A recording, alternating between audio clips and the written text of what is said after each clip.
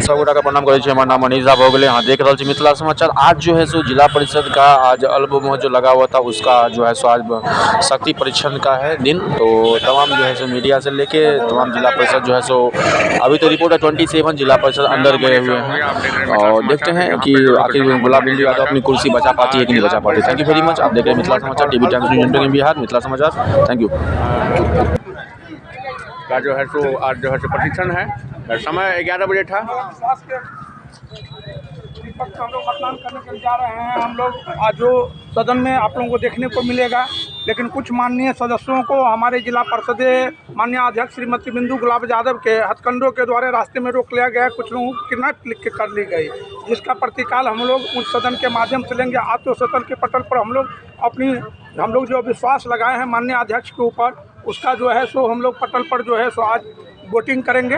अगर जीतते हैं तो ठीक है, हारते हैं तो पर ठीक है, लेकिन हम लोग अविश्वास लगाए हैं। तटस्थता से सदन का सामना करने के लिए हम लोग आए हैं।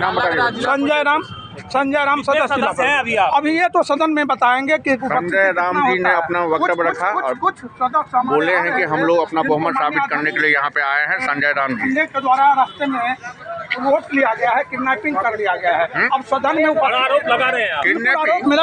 मेरा आरोप सत्य है और यही हुआ है।